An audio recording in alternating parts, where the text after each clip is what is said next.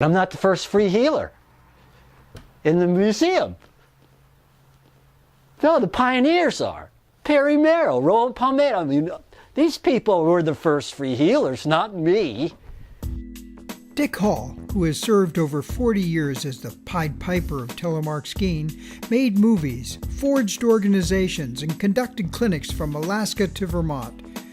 Turned 18 while patrolling at Killington, where he did his EMT training and honed his skills as an alpine skier. Remember how it felt when you were in college and you were driving up to your favorite ski area on Friday night, and as soon as you were going up the access road and you came around, you saw the groomers and you had to pee? Remember that? It's like you got so psyched for skiing. And that night, and that morning you got up and it was like, heck with breakfast, you know, let's go. In my experience in Alpine, I started to lose that and read an ad in the paper for a Nordic instructor at Mountain Meadows. And I called him up and he said, do you ski? I said, yes. He said, have you taught? I said, yes. So I went down for the interview and he hired me. And my first time on Nordic skis was in front of a beginner Nordic lesson. So I fell in love with Nordic skiing through that experience. And when I started to Nordic, I fell in love with the idea of putting on some skis and going out into the wilderness and having adventure. But because I had an alpine background, there was something missing. And that was that thrill of being able to control skis going downhill. Because in those days, Nordic skis were like arrows made of wood with no side cut. And the boots looked like a rental bowling shoe from Astro Bowl. And I picked up an old ski book. There was a picture of a Telemark turn. It's a ski book from the late 30s.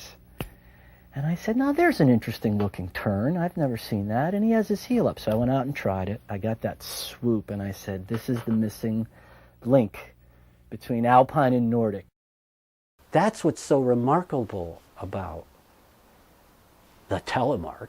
It's not the turn, it's the door it opens. Even though Dick had become head examiner for PSIA Nordic certification, his Nordic council refused to consider including the Telemark, declaring it was an alpine turn. So I went, okay, I'll go to Alpine. So I went to PSI Alpine and said, hey, this is cool.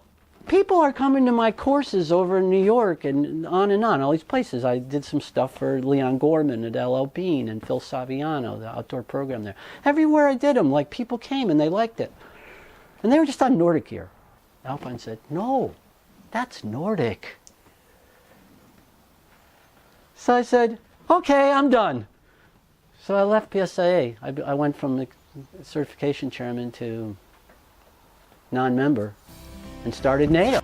NATO, the North American Telemark organization, grew along with telemark skiing until it was bursting with thousands of members. So that's how NATO started, because I couldn't get any other organization to listen to me. And now they do, of course. They have a great program now. PSI is a wonderful Nordic downhill program, and backcountry and snowboarding.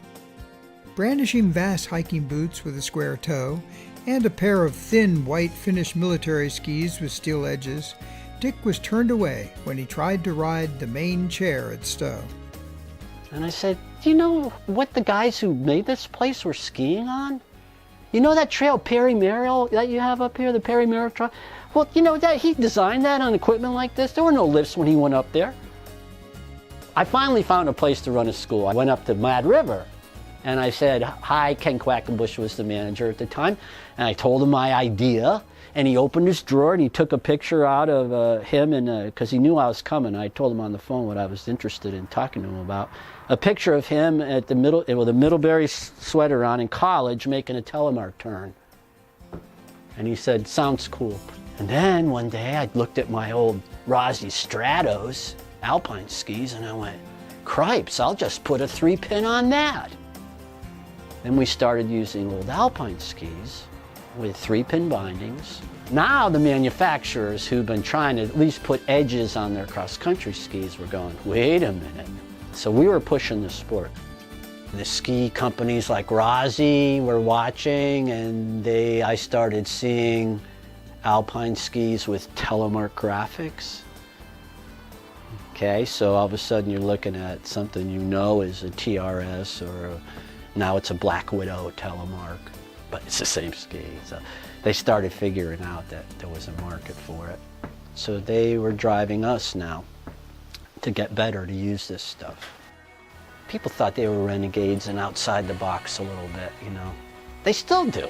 Don't they at Mad River? Don't they have a little bit of an attitude, the telemarkers? It was the telemarkers who started the renaissance for backcountry. And now I just got my backcountry magazine. You know, I mean, in the last 10 years, backcountry skiing, even the alpine skiers now, is like, you know, it's taken off. It's like what you want to be doing. Mission accomplished. I'm done.